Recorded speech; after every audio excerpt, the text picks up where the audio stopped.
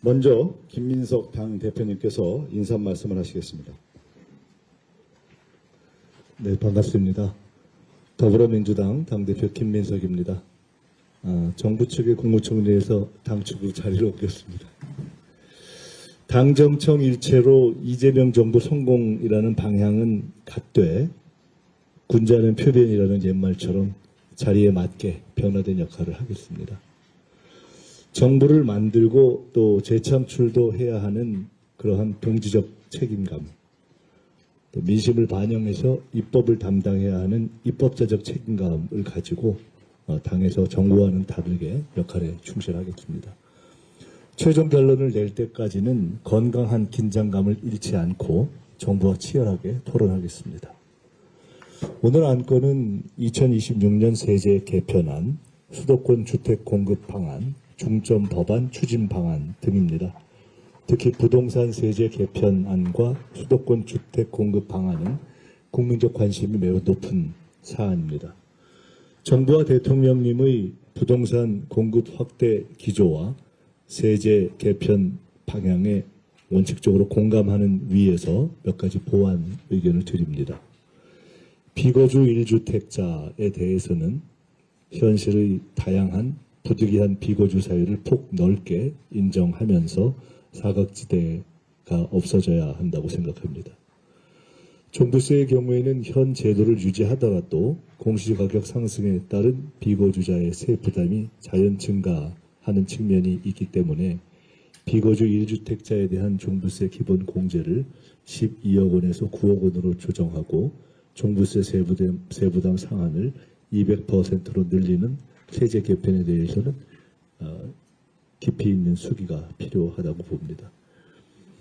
양도세의 장기 보유 특별 공제를 장기 거주 소득 공제로 전환하는 것은 실거주 중심의 주택시장 정책이라는 방향의 긍정성이 있으면서도 제도 개편의 연쇄 작용이 전월세 시장에 부정적 파급을 미치지 않을지에 대해서 세심하게 짚어봐야 한다고 봅니다.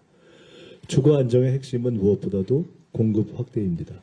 전방위적인 택지 마련과 부동산 공급 확대를 위해 강구할 수 있는 모든 수단과 방법을 전부 다 동원해야 합니다. 정부에서 최선을 다해서 애쓰고 계신 것을 잘 알고 있습니다. 당에서도 속도감 있는 부동산 공급 확대를 위해 인허가 절차 단축과 각종 규제 혁파 등 집권당으로서의 입법 책임을 다 하겠습니다. 당청 관계와 당정 관계는 더 긴밀해져야 합니다. 헌법, 정치사의 경험, 민주당의 당헌 당규에 따라서 당정청 관계를 더 심화, 강화하고 필요하다면 더 긴밀하게 제도 정비도 하겠습니다. 민주당이 다시 뜁니다. 당정청이 다시 손잡고 뜁니다. 감사합니다. 네, 다음으로 한성숙 국무총리께서 인사 말씀을 하시겠습니다. 네, 어제까지 비가 많았는데 비도 거치고 또 날도 이렇게 개인 날 뵙게 돼서 너무나 반갑게 인사드립니다. 국민과 당원들의 선택으로 여당 대표로 선출되신 김민석 대표님께 정말 진심으로 축하드립니다. 이 자리가 더 익숙하신 것 같은데 지금 새로운 자리에 가셔서 또 새롭게 이렇게 뵙게 되니 더 반갑습니다.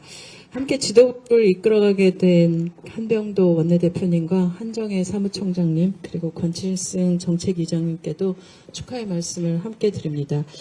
무엇보다 김민석 대표께서는 얼마 전까지 국무총리로서 국정의 한 축을 이끌어 오셔서 또 정부가 가진 고민과 현장의 어려움을 누구보다 잘 알고 계시기 때문에 오늘의 당정청 협의는 더욱 각별하다고 생각됩니다. 민생과 개혁에 실질적인 성과를 내야 하는 책임이 막중한 만큼 의견을 교환하는 당정청에서 해결책을 만드는 당정청이 되도록 노력하겠습니다. 민생경제 회복과 함께 부동산 시장의 안정, 또 조세제도의 합리화 등 한시도 미룰 수 없는 과제들이 지금 우리 앞에 놓여 있습니다.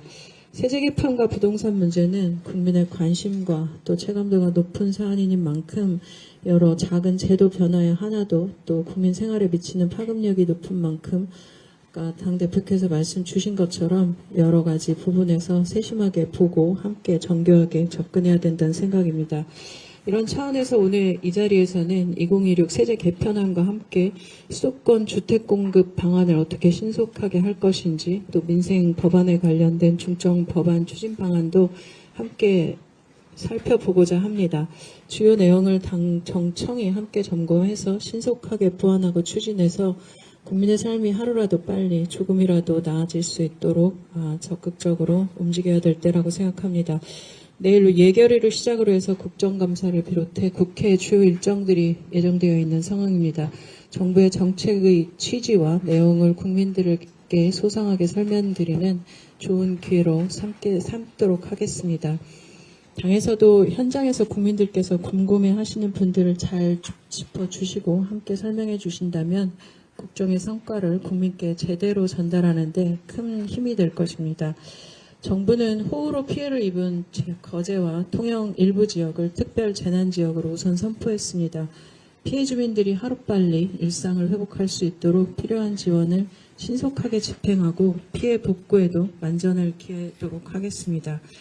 경제는 국민의 삶을 나아지게 하는 것이고 안전은 국민의 일상을 지켜내는 데 있습니다. 두 가지 모두 한순간도 놓치지 않고 잘 챙기도록 최선을 다하겠습니다. 감사합니다. 네, 다음으로 강훈식 대통령 비서실장께서 인사 한 말씀을 하시겠습니다. 네, 김민석 당대표님과 한성수 국무총리님, 그리고 당 지도부와 정부 관계자 여러분 반갑습니다. 먼저 새롭게 당을 이끌게 되신 김민석 당대표님의 선출을 진심으로 축하드립니다.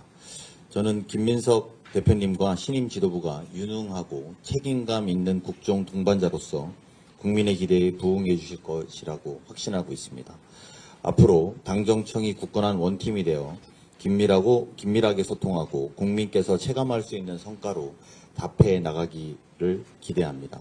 오늘 논의할 안건들 하나같이 우리 경제와 민생 그리고 국민의 미래와 직결된 중요한 과제들입니다. 먼저 26년 세제 개편안을 논의합니다. 정부는 지난 8월 3일 대체불가 대한민국을 위한 경제 대도약을 뒷받침하고자 잠재 성장률 반등 지원, 민생 경제와 지방 지원 확대, 공정과세를 위한 조세개혁에 중점을 둔 세제 개편안을 발표했습니다.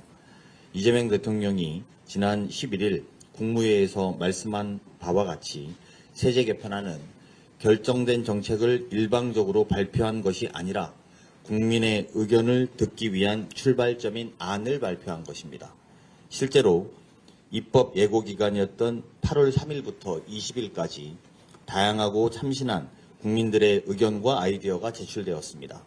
이재명 정부는 그 어느 정부보다 국민의 목소리에 귀 기울이고 합리적인 의견을 정책에 반영하는 것에 주저하지 않고 있습니다. 오늘 이 자리에서도 당과 정부 그리고 청와대가 청취한 국민들의 소중한 의견을 공유하고 세제 개편안이 보다 합리적인 정책으로 확정될 수 있도록 논의하기 위해서 마련된 것입니다. 이 기회를 통해 현장의 목소리를 다시 한번 세심하게 살피고 정책의 완성도와 국민 수용성을 한층 높여가야 되겠습니다. 다음은 수도권 주택공급 방안입니다. 주택공급은 무엇보다도 시그널이 중요합니다. 국민의 주거불안은 막연한 약속이 아니라 구체적인 계획으로 해소될 수 있습니다. 언제 어디서 얼마만큼 공급되는지 스케줄을 명확하게 제시해야 청년과 신혼부부, 서민들의 주거불안을 해소할 수 있습니다. 수도권 주택 공급을 대폭 확대하는 것이 가장 어려운 부분인데 이 중에 가장 핵심적인 것은 주택 용지를 확보하는 일입니다. 지역 상황에 밝은 여당의 많은 지역위원장님들과 단체장들께서 또 단기간 내에 공급 가능한 주택 용지 확보 방안을 제시해 주신다면 정부와 청와대는 제시된 용지 확보 방안에 적극적으로 검토해 나갈 계획입니다. 정책을 국민의 삶 속에서 구현하는 마지막 단계는 입법입니다. 아무리 좋은 정책도 법과 제도로 완성되지 못하면 국민께서 그 효과를 체감하기 어렵습니다. 곧 시작되는 정기국회는 정부의 국정과제를 실질적인 성과로 전환해야 하는 매우 중요한 시기입니다. 정부는 시급한 민생경제 법안의 우선순위를 분명히 하고 국회에 법안의 필요성을 더욱 적극적으로 설명할 계획입니다. 당에서도 여야의 폭넓은 공감대를 이끌어 국민께 필요한 법안들이 적기에 처리될 수 있도록 힘을 모아주시기 바랍니다.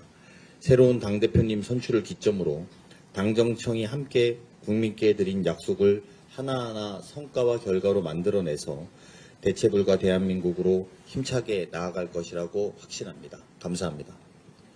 네, 지금부터 회의는